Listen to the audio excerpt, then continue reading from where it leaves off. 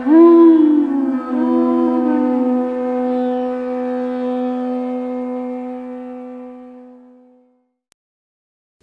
Namo Bhagavate Vasudevaya. Om Namo Bhagavate Vasudevaya. Om Namo Bhagavate Vasudevaya. Reading from Srimad Bhagavad-Gita, chapter number 1.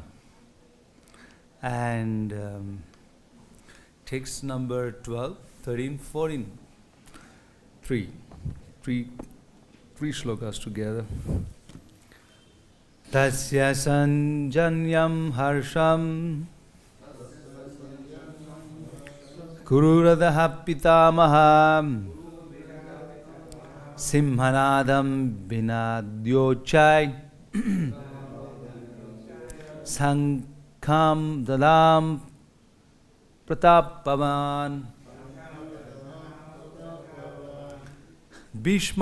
Then Bhishma, the great valiant grandsire of the Kuru dynasty, the grandfather of the fighters, blew his conch shell very loudly, making a sound like the roar of a lion, giving Duryodhana joy.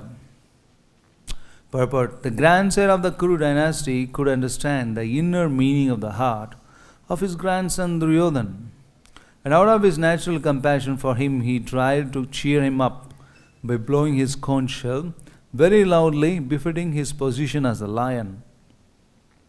Indirectly, by the symbolism of the conch shell, he informed his depressed grandson Duryodhana that he had no chance of victory in the battle, because the Supreme Lord Krishna was on the other side.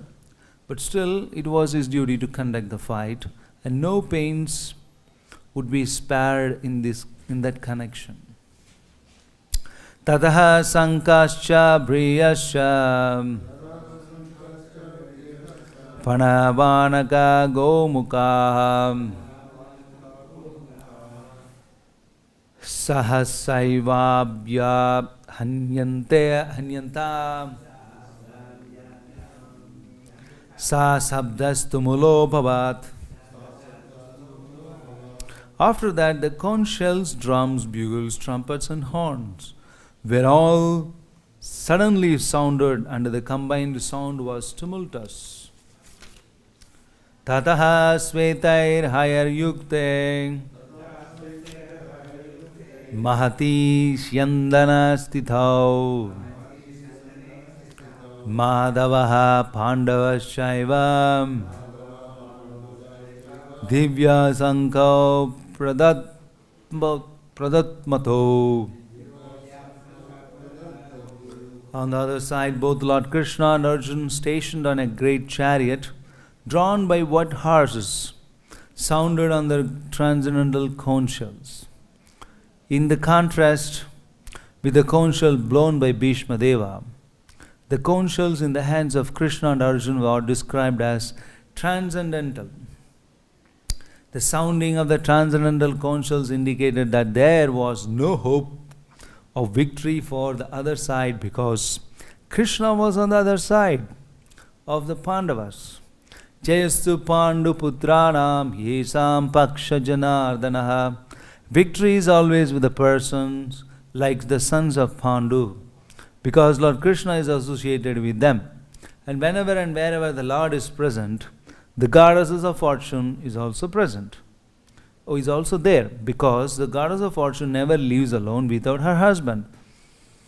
Therefore, the victory and the fortune were awaiting Arjuna, as indicated by the transcendental sound produced by the conch shell of Vishnu, or Lord Krishna. Besides that, the chariot on which both the friends were seated had been donated by Agni to Arjuna, and this indicated that this chariot was capable of conquering all sides. Wherever it was drawn over the three worlds. Amajnana Timrandasya Gyananjana Shalakaya Chakshuran Militamena Tasmai Shri Guruve Namaha. Namo Vishnu Padaya Krishna Prasthaya Bhutale Srimate Bhaktivedanta Swami Nidhi Namine Namaste Saraswati Deve Gauravani Pracharine Nirvishesha Shunyavadi Paschatya Desatarine Shri Krishna Chaitanya Prabhu Nityananda Shri Advaita Gadadhar Srivasati Gaur Bhakta Vrinda Hare Krishna Krishna Krishna Hare Hare Hare Rama Rama Rama Hare Hare. Then Bhishma, the great valiant grandson of the Kuru dynasty, the grandfather of the fighters, blew his conch shell very loudly. Sounds like a lion, giving Duryodhana joy. So Prabhupada talks about this in his lecture. Duryodhana was doubting that his grandfather Bhishma is more affectionate to Arjuna, Pandavas. And obviously we all know that Bhishma is very impressed by them, by their conduct, character, intention, qualities and everything. And apart from that, they are pretty much disciplined students too. So it all impresses Bhishma, and apart from their devotion to Krishna. So Duryodhana, knowing all this, he is very much doubtful. He's always having a diplomatic mind. Yeah, this is, under pressure. Yeah, Duryodhana is always, very suspicious about everything and everyone. This is the how you say, if someone is envious, he can't have peace in his mind. He's always worried about something, and anxiety. All these things exist. And it's one of the, and it's also said that out of the 5 kinds of illusion, this is one, that he's having an envious mentality towards the Lord himself. Yeah. So Duryodhana is very doubtful, but Bhishma, knowing his intention, and he blows his conch very loudly, and telling that I am not lenient in fighting against Pandavas. And he told that by his conch shells, the sound of the conch shell. Tasya sanjalam harsham. Don't think that I am lenient. Bhishma Pita is telling to Duryodhana, I am strong, immediately encourage him. So he encouraged Duryodhana by blowing his conch shell. Prabhupada says that nowadays they blew bugles. I think the Krishna Balaram also has the bugles, right?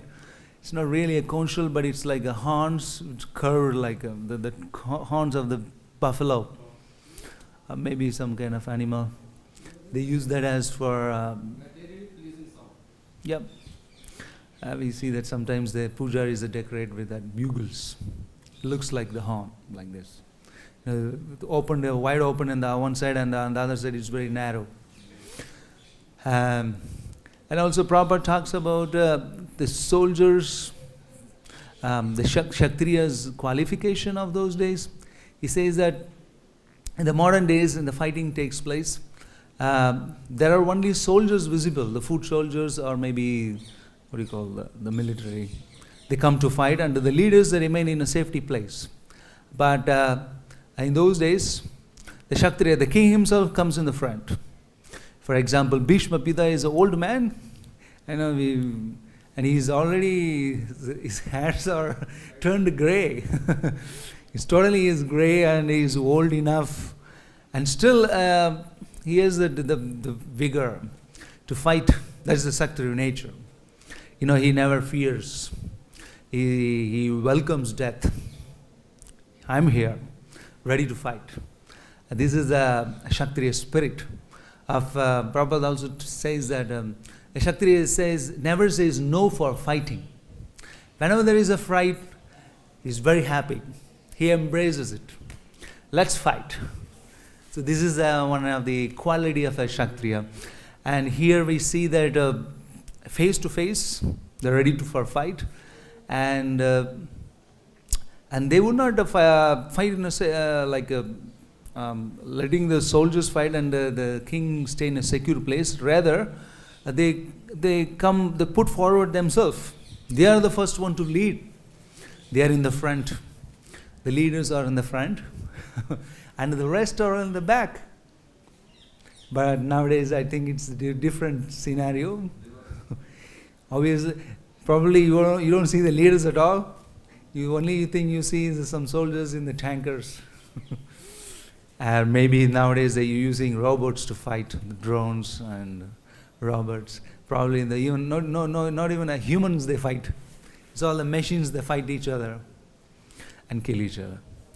And here, Bhishma is an old man and also a brahmachari, and in that old age also he was taking the risk of fighting.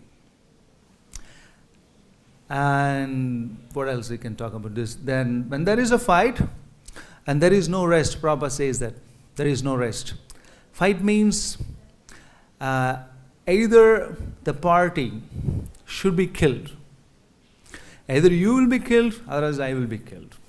Until that point, there is no rest. Prabhupada gives an example of Jarasandha.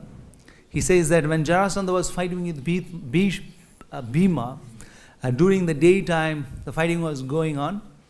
And at the night, Bhima was a guest of Jarasandha. This is another, an extraordinary quality. In the daytime they fight, and then in the nighttime they welcome as a guest. Isn't it amazing? I don't know. It's like in the nighttime they forget everything, and then they welcome you as a guest and serve you as a guest. And this is very impressive. And the guest is honored, respected, all the parties. But during the daytime, there is a fight, ready to kill. It's amazing, though. And I know I was thinking that, in the earth there are like 6 billion people. It's hard to find even one like that, isn't it? If you real Kshatriya, if you wanted to find an, maybe after the devotees, the Krishna conscious movement has spread all over. Now maybe due to Prabhupada's mercy, maybe a lot of devotees there. But otherwise, we see that it's hard to find anyone of that caliber, isn't it? Of people who are having that spirit and nature. Hardly you may not find anyone. It's very rare. And but during the daytime the fight was going on, and in the night they became friends. Then Krishna gave him, until Krishna gave him a hint that Jarasandha can be killed by, torn him into pieces and throw the body in different directions until you bifurcate him. And later on, Bhima, he did that.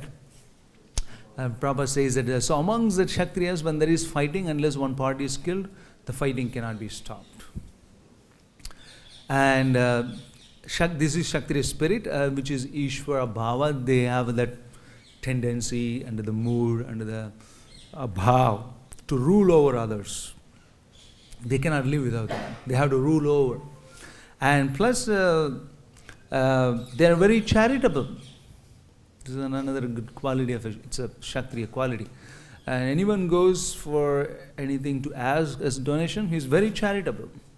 He gives things.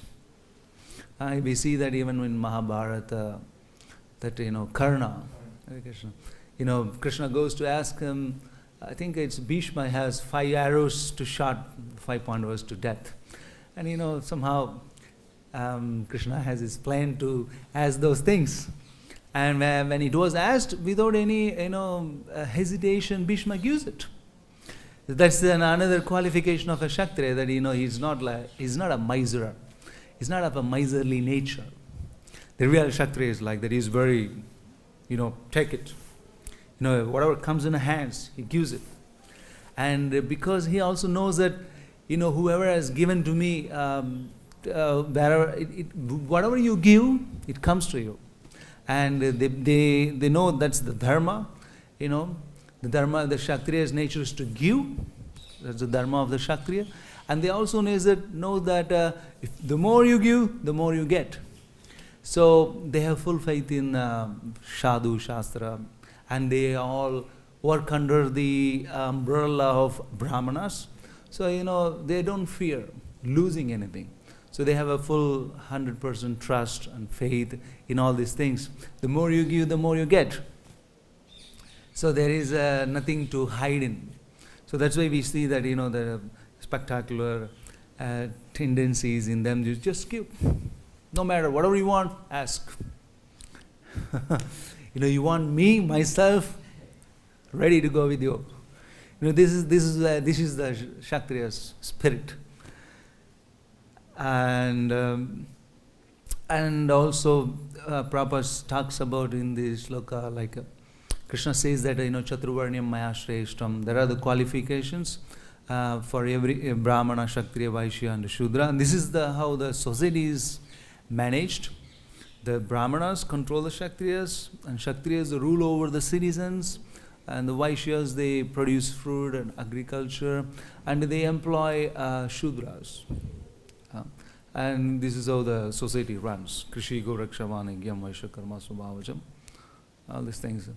And we see that in Srimad Bhagavatam, where it is stated in the first canto, where Yudhishthira Maharaj says that Kamam Bhavars Parjanyaha,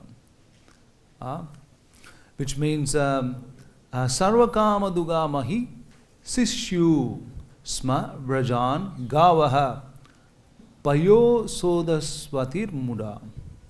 During the region of Maharaj Yudhishthira, even the clouds showered water that people needed.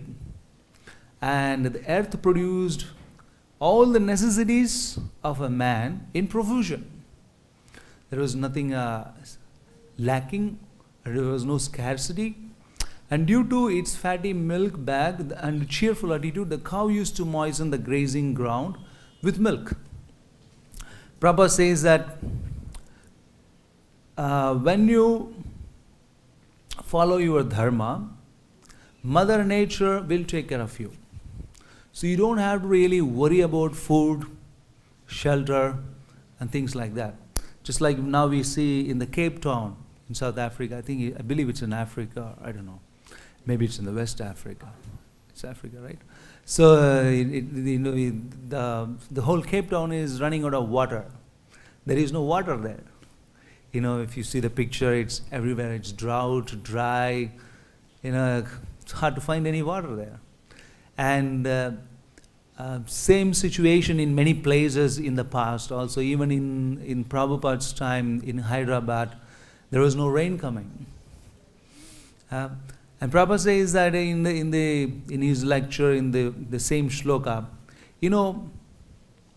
we are giving the solution to the whole world. Just do this simple yagya, Sankirtana yagya, all the difficult conditions and situations, everything gets adjusted. This is an open challenge. If you're ready to follow this, 4 regularity principles and 16 rounds chanting japa, and plus, whatever, it's written in the Shastra, try your best to, basic things. If you just follow and chant the holy name, Mother Earth will become very happy. She will take care of you and she will give you everything. What Mother Nature, even now, she's not giving. She's giving you gold, she's giving you diamonds, she's giving you enough food, and the mother cow gives you milk, and the clothes we are wearing, and anything you see, and any sense of enjoyment in this world, it's all given by Mother Earth. After even doing all the sinful activities, and people, they are not totally given up their Krishna conscious life, or even any dharma, they have given up everything, and still, Mother Earth is giving something. So much she's giving.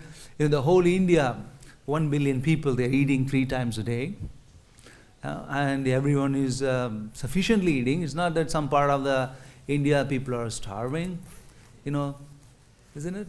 And they are drinking water, they're taking bath, and they're eating food.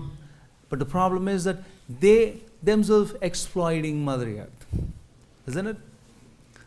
And due to that reason only, whatever climate changes and whatever happening, it's due to them only. It's not that Mother Earth is voluntarily stopping everything.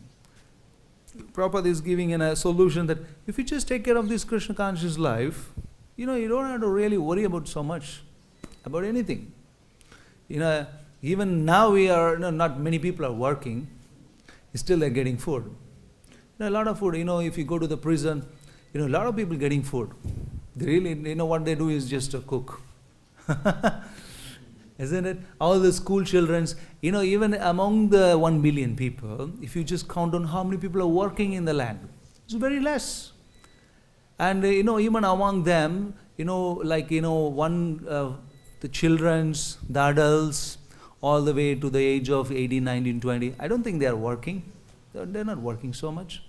The only people, those who are working is that, the in-between ages. The old people are not working much. And only the in-between ones, they're working something. But Mother Earth, she's taking care of everyone. Everyone gets new clothes every Diwali. Always every 3-4 months, people, sufficient clothes, sufficient food, everything is there.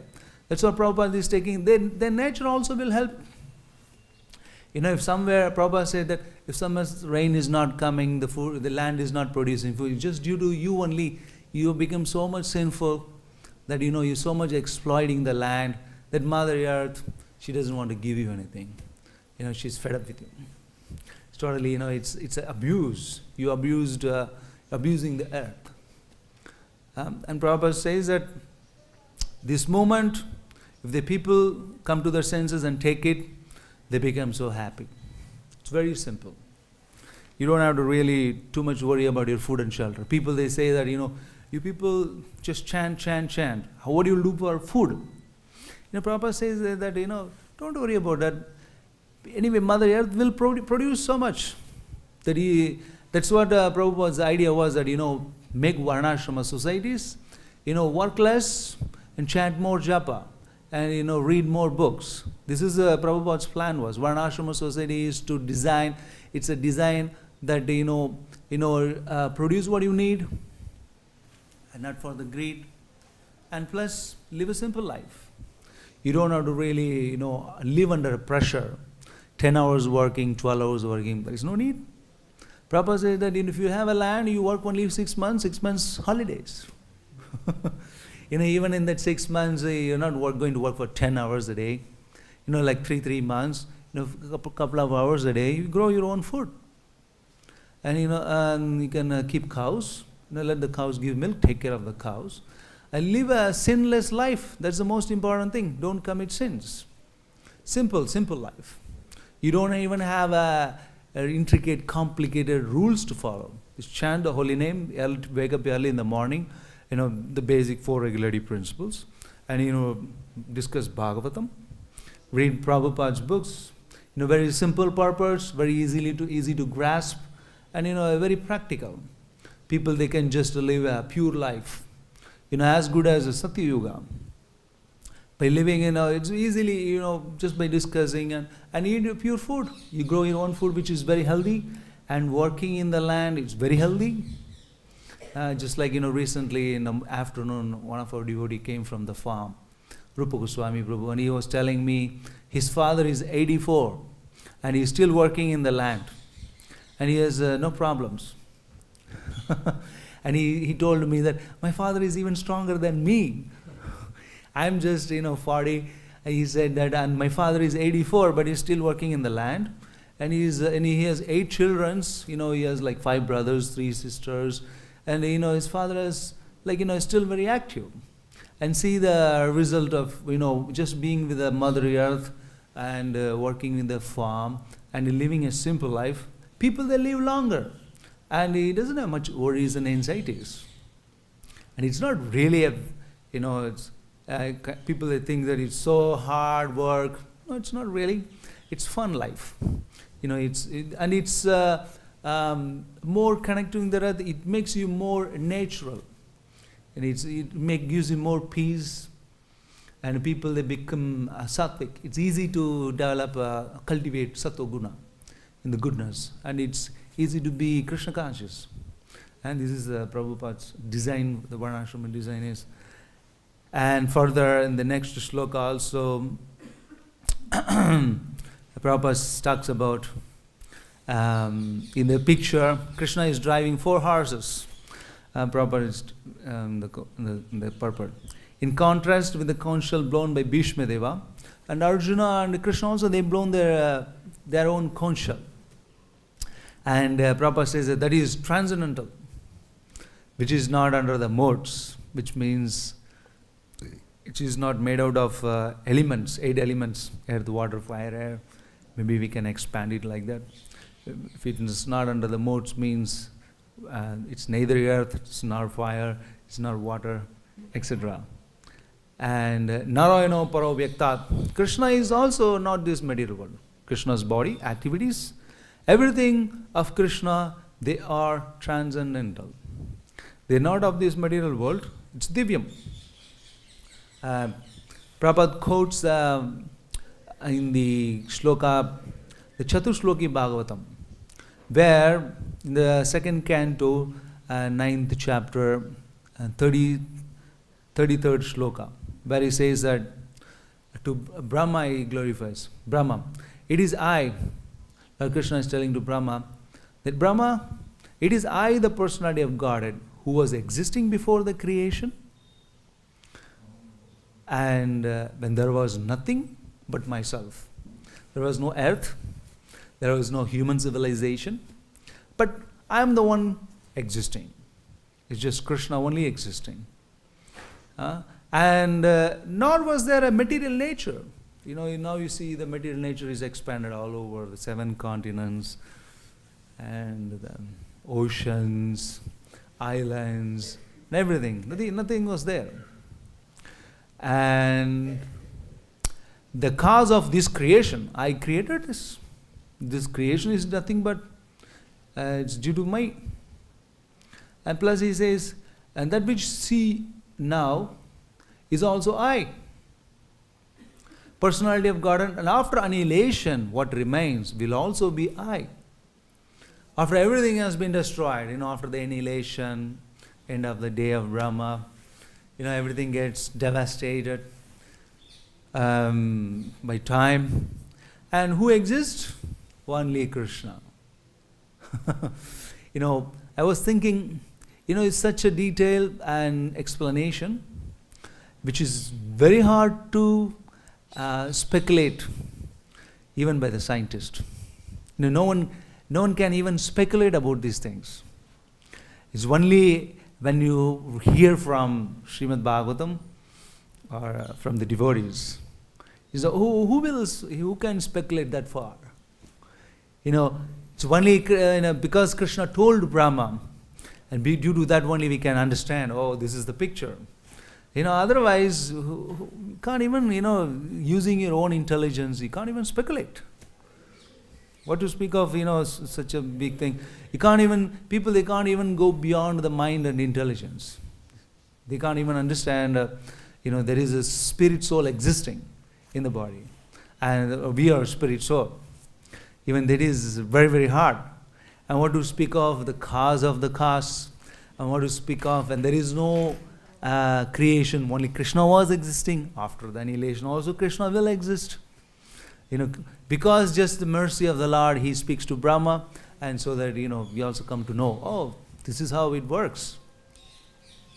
And in the Chatusloki, 2nd shloka, also Krishna talks about his, the power and opulence. Brahma, Brahma, whatever appears to be of any value, if it is without relation to me, has no reality. Anything you see in this material world, if this is not connected to Krishna, that is illusion. And that's what Krishna says, there is no reality for it. A real devotee, he connects everything to Krishna because he knows everything comes from Krishna. So in that sense, everything is real. Brahma Satyam Jagat Mithya. People, they say, but when you connect everything with Krishna, everything becomes truth. Absolutely. That's what he is talking about. No, it is my illusory energy, that reflection which appears to be in the darkness.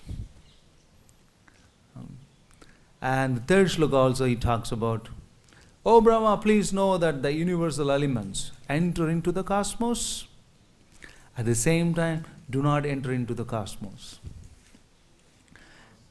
Cosmos means the universal cosmos. Yeah. This is the earth, fire, water, air, ether. Similarly, I myself also exist within everything created. Krishna says when things creates, he creates, and he penetrates himself in every inch, every atom. Krishna is existing. He's everywhere. He expands himself with his energy. Himself. And at the same time, I'm outside of everything. This is the power of the Lord. This is so amazing. And in the fourth shloka also, Krishna talks that a person who is searching after the truth, the personality of God, must certainly search for it up to this in all circumstances, in all space and time, both directly and indirectly. So,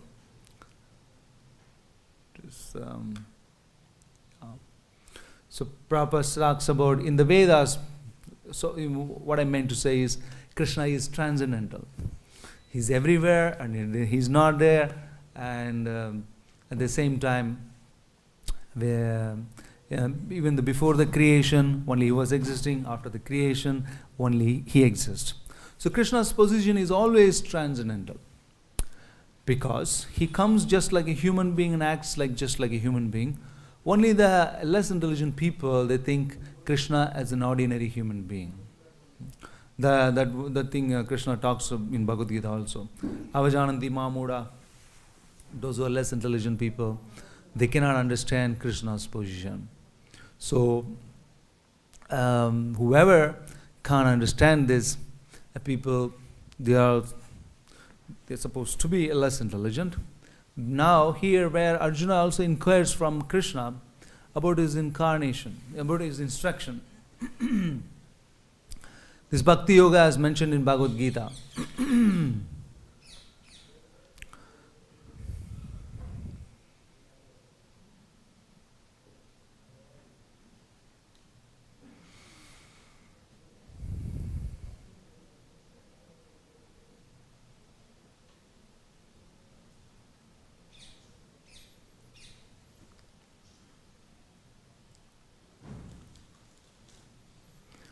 Prabhupada talks about who can understand actually.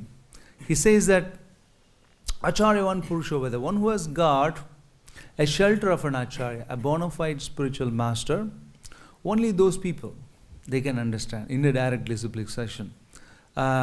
They will be able to understand the truth.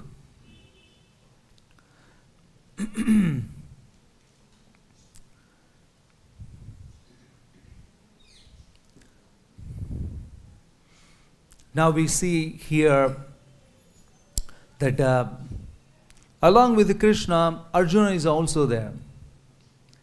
And Arjuna is also not an ordinary man.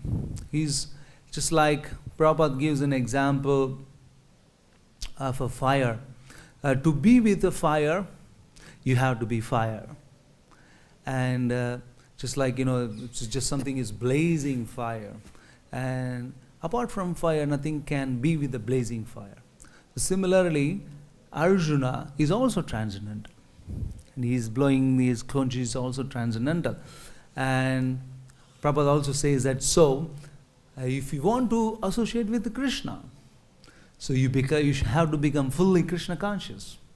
Just like the blazing fire, just the small spark of a fire, if he wants to live, it has to become fire. So your devotion, your consciousness, everything has to become fully Krishna conscious. So it's easy to associate with Krishna. I would like to tell a small story. Just like, one time in Krishna and Arjuna returned to Dwarka. And Arjuna was handling a chariot. So when they reached Dwarka, he was very tired and went to the guest house to sleep. After a while, Rukmani, she cooked and came to Krishna and announced that the food is ready. Krishna said that, okay, so we have a guest at home and I will not eat till he is ready. So Rukmini, she goes to wake up Arjuna. And when she goes into his room, she was so surprised, She sees that each and every part of Arjuna, every pore of his body was chanting Krishna, Krishna, Krishna.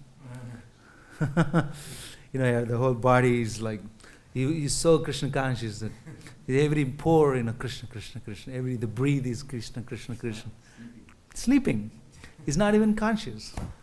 And she become, astonished. When she got to his room, she was so surprised. And even as he was sleeping, while even we are trying to remember Krishna, we go to sleep. But Arjuna goes to sleep and he chants Krishna, Krishna, Krishna. This is one of the transcendence, the quality of a transcendental devotee. Seeing this amazing sight, actually, she becomes astonished and started clapping her hands. Very good, very good. And again, Narada Muni comes. Suddenly he shows up and he tells Krishna that, food is getting cold. Your food is getting cold. So then he went to wake up Arjuna, Narada Muni himself. And when he saw the same sight, Arjuna was taking rest, he too got transfixed, surprised and astonished to see, that Arjuna's every limb, every pore of the body. Pore means we see that, the perspiration, when you perspire, we see the pores easily. Not even an inch, it's less a millimeter or maybe less than that. The pores is like the needle's tip. So even that much, the whole body is Krishna, Krishna, Krishna, chanting japa. And Narada Muni sees also, he started playing his veena. Radhika Raman, he started playing. He comes in ecstasy too. And then finally, Satyabhama then came to call the Lord. That's Krishna's another wife. And she also sees that, she said that the food is ready. And she said, I will go and wake up Arjuna, your friend. And when she got to his room, and she also saw him chanting in his sleep.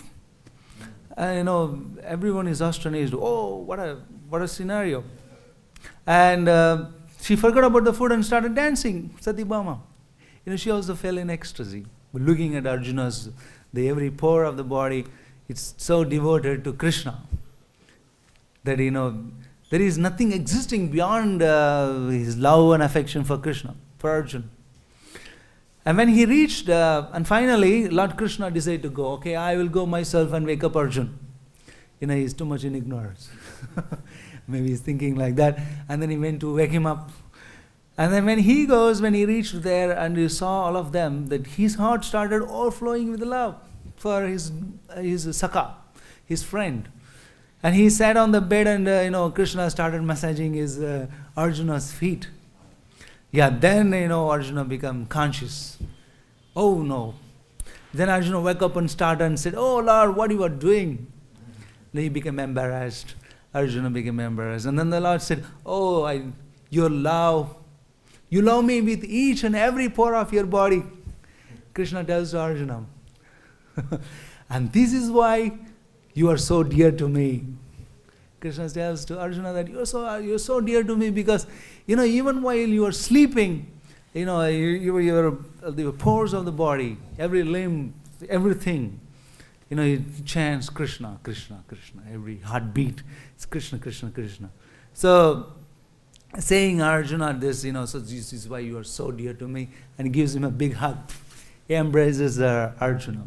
So, the moral is that if you want to live with Krishna, then you have to be fully Krishna conscious. You have to cultivate yourself, to become every second, just like Arjuna. It's an example, to be with a big fire, it's blazing fire, you have to be a fire. There is no other way. Unless you become yourself intensely you engage yourself, transcendental activities, it would be hard to be in the spiritual world. Prabhupada talks, with the hatredness and envy, these people, they don't have any space in Vaikuntha Loka. There's no point in, forget about it. There's having a filthy mentality and being envious and hatred of the lower category, the lower modes.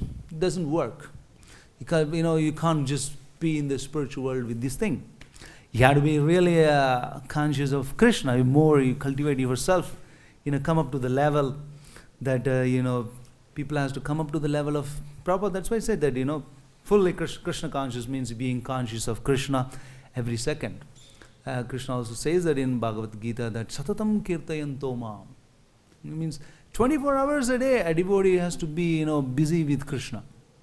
The mind is just like, Arjuna is lost in his sleep, but still he is, it's every limb and pores, it's non-stoply, it's conscious of Krishna. This is a part and parcel of Krishna. This is what a part and parcel means. To be conscious of Krishna every second. And so Prabhupada also makes a point that so Arjuna is also transcendental. That's why he's being with Krishna. This is I think we stop here. I think I spoke more than a half an hour. Thank you. Uh-huh. Explaining that to be with Prabhupada was not an easy thing at all. Yeah, it's true. Because it was like being in an atmosphere of Vaikuntha 24 hours a day. And it's actually very intense. It's true. People, they can hear you. Yes. Shukakirti Prabhu, who gave class some days ago, was commenting that to be in the constant association Prabhupada is not easy, because it was like living in the Vaikuntha atmosphere 24 hours a day. Yeah, it's true. So it is a challenge. It is a challenge. But it's one thing I would say, like to share also, it's very blissful, though it is challenging. Myself, I have an experience traveling with a couple of months. I traveled with some sannyasis many years ago, and it's very intense. You're so busy with always busy. You don't have any time to space out. You have to cook for them, you have to cut fruits for them, you have to massage them, you have to wash his clothes. By the time you go to bed, it's like, it's so intense. You can't, even if you want to fall in Maya, you can't do it. It's so tight. The timing, there is no time for anything to space out. It's so tight. And but it's so blissful. Something, somehow or other, you feel so blissful with that service. So though it appears to be very intense, but at the same time, the characteristics of bhakti is to be, bliss. It's one of the characteristics of a bhakti. It gives you Chandrananda Vishesha, it gives you unlimited bliss, and it's very auspicious. So there is nothing to worry that when people say be fully Krishna conscious, it is it's just a reminder. Actually, that is your constitutional position. To be like intensely engaged 24 hours a day. That's your constitutional position. That not even a second that you forget Krishna. That is your position actually. The only thing is you don't want to go and the ignorance. You're holding on to the ignorance, so you think that it's very difficult. Isn't it? Yes, Prabhuji. Thanks. So I have some comment. Yes. Just like you are speaking about Mother Earth, Yep. she gives us everything. Whatever the requirements are there, all are fulfilled by Mother Earth. Yeah. And also Mother Earth doesn't discriminate. She gives to the demons also. She gives to Nakashpur, Ravan, or any thieves also. She gives to everybody. She doesn't discriminate in everyone. And here we should learn from there. And how Mother Earth is so merciful, and we should try to be merciful as well. Every day morning we are doing pranam mantra, Krishna pranam, we are doing Panchakalpada, we offer our humble obeisance to devotees, and we should be just like Panchakalpada Upasulu, and then that should be just like a desiree and full of the desires of the all Vaishnavas. Yeah. But actually we are not doing those things. We are speaking, verbally we are just like a parrot, doing everything. But we cannot practice those things. So we should learn from this Mother Earth that how she is tolerating and she is giving us everything. So similarly when we meditate on this thing, and then we can also, whatever we speak, we will not speak like a parrot, we will try to practice ourselves. And we should be humble and meet to everyone, each and every devotee, we should speak nicely, we should, whatever their requirements are there, we think that, oh, he is talking nonsense, he is doing something, this one, these things comes in our mind, these things shouldn't come in our mind. We should always think that how Mother Earth is giving everything. How just like Arjuna is totally absorbed in Krishna. So like this, when we totally observing Krishna, we do not feel anybody. Just like in the battlefield also, Arjuna never felt that I should fight with this one, but Krishna is encouraging him to fight. Usually he thought, these are my brothers, for what I am fighting. He was not right to thinking of fighting. He was just thinking about Krishna. So Krishna encouraged him. This is my plan. So you have to execute my plan. So he executed his plan. But actually, he was always in this consciousness that how we should be equal to everyone. That was Krishna. Yeah. Thank you. We all should become like Mother Earth. I think it's not that easy, but at least Prabhupada say that at least become sinless. You may not be able to provide like her, or be generous like her, but at least you don't commit sins. Try to follow the four regularity principles. Try to be like a human being. I think that should be enough, isn't it? Because Mother Earth is an empowered personality, and it's wife of Lord Himself, and she's beyond, or we won't be able to become, but it's inspiring. Yeah, that some part we can do it. These are the teachings which we should learn, the teachings which Prabhupada has given us, and we should try to practice. Yeah, exactly. I agree with that. Yeah. But at least Prabhupada said that, try to be simple and don't commit sins. Try your best. I think we stop. What are the sins? Yeah. Prabhupada talks, in ISKCON, Prabhupada emphasizes 4 things: no illicit sex, no meat eating, no gambling, and no intoxication. Yeah. So all these things, these are the basic sinful activities. Apart from that, Prabhupada also talks about to cultivate 26 good qualities of a devotee. So I think this makes one a perfect person. Just this simple. Be, yeah. Prabhupada said about what is sinful. Very nice answer. Everything you do that doesn't help you to go to Krishna is sinful. Yeah, it's a good point. It's very nice. But Krishna himself had so many wives, it confused me. What's he doing? Satyabhama, Rukmani, and how is it justified? Yeah, Krishna is having so many wives. Krishna had so many, But, wives. Of course, the gopis were devotees, but the wife part, I'm still puzzled. Where are you from? I'm from Nepal. From Nepal. You came for the first time? Yes. Oh.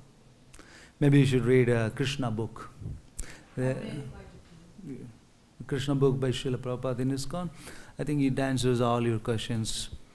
And it's a little deeper. And Could you explain a little bit? yeah, Krishna says that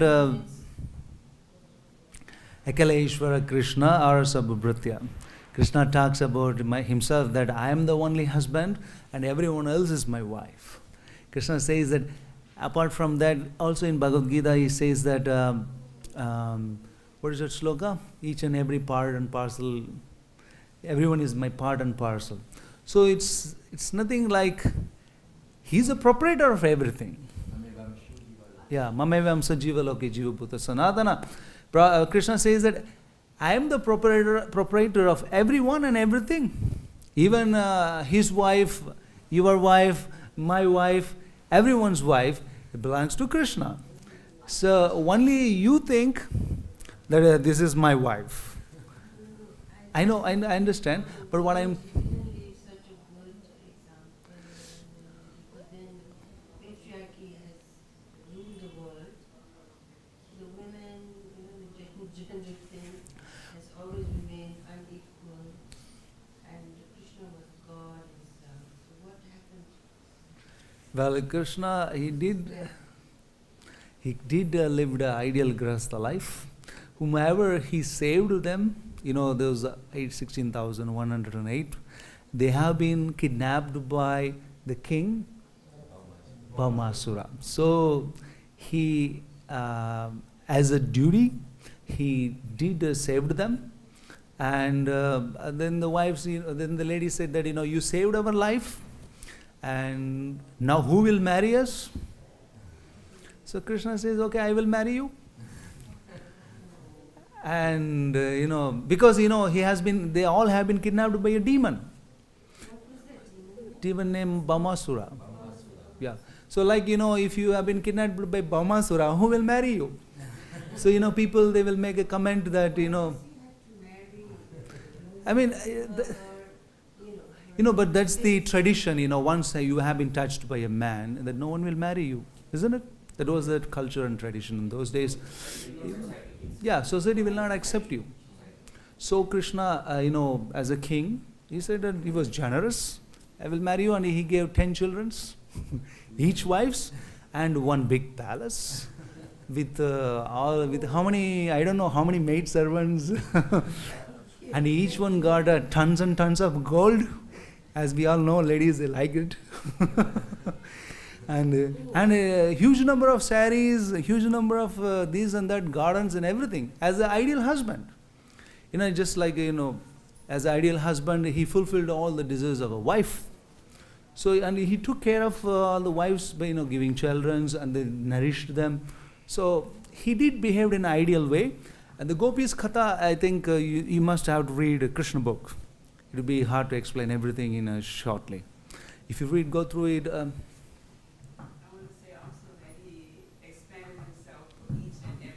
Yeah, it is true. See, Krishna is not I told you just in the lecture, Krishna is not an ordinary and normal husband like we see in this material world. He is transcendental. Isn't it? That's the problem. He is transcendental. He the universe is coming out of him. So what is difficult for him to do anything? From one example Bhavan had given, Sure. just like there is an ordinary king, he is having 100 of wives, but all 100 of wives cannot be one time with the king. But here Krishna, at the one time, he can be with everyone. Yeah. He expanded himself. A regular, ordinary person cannot do. And he said, if you can maintain more than one wife, you can have more than one wife. Yeah. You can maintain that. You cannot- Exactly. you cannot. This is what Maharaj said. And also Krishna himself says in Bhagavad-Gita that my activities are not material, it's all transcendental. Sorry, I need to ask you again one more question. Please, can you just define that word? I have a problem. Transcendental. What are the things you look for to understand that transcendental? Transcendence. Away from this world and how we live here. It's goes up. Transcendence, which means which is beyond time, beyond space. It's beyond the earth, water, fire, air, ether, mind, intelligence, and false ego. Beyond all these things. And yeah, it is a spiritual. We will put it in a simple term. It's a spiritual. It's a spiritual. Transcendental means spiritual. Yeah. To understand that, It's very discussion. It's actually. to understand, Like there was in Nepal one time, also in India, sati pratha. Hmm. Like the patriarchy was such that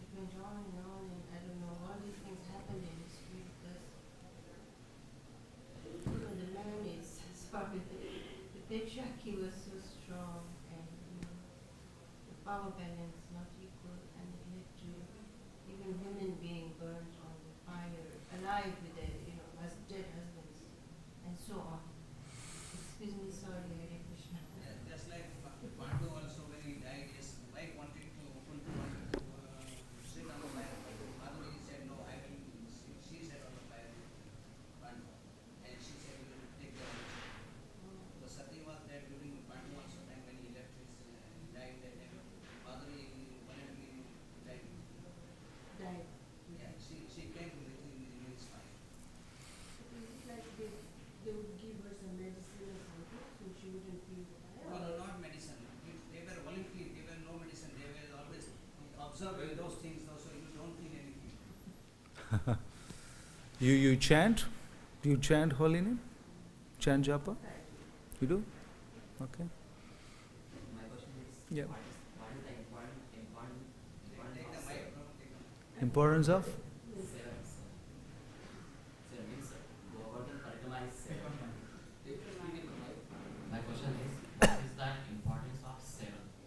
7. Because Govardhan Parikrama is seven, and when we start Bhagavad-Gita, that is also finished in 7 days, and when we do marriage, Bhag. that is finished in 7 days. That is also in 7 days. And when we do marriage, that Pandit, the priest says, you have to do 7 rounds, 7 parikrama of 5. Importance of 7? I don't know. Anyone can answer? Only the elder people can answer. The elder senior Vaishnavas. Well, I don't know that. Even myself, I don't know. Initially the Bhagavatam was told that we give them within 7 days. 7 days. Yeah, understand. But I don't know the exact answer. Maybe. I don't know. 7 is a boy's number. Oh, okay. We will die within 7 days. So Gita is also 7. Yeah, it is true. Parikrama of 7, and when we do marriage, we said you have to make Parikrama 7 rounds. 7 janmon ka rishta rahega aapko, 7 janmon ka rishta. Same. That's also 7. What is that? Something is why not? Maybe some astrological reasons. Why not 10 and 11, but it's all 7 confirmed. I don't know, to be honest. How many days in the week, according to that one, Parishad Maharaj, Sukha Goswami told in this 7 days. Yeah, every one of us will die in 7 days only. Because you can't die out of Monday or either Sunday or 7 days. Actually, this is because of that everything is written on Vedic scriptures. Okay. We have to follow that actually. And Vedic scripture means that one has to follow the Vedic scriptures. That is to do the devotional service. That is the definition of devotional service. As one is following that actually Vedic structure strictly, marrying according to Vedic structure, that is also devotional service. 7 hours. 7 has come from the devotional Vedic structures. Yeah, could be that one answer. Maybe I'll research it. Next class, try to answer. Thank you very much.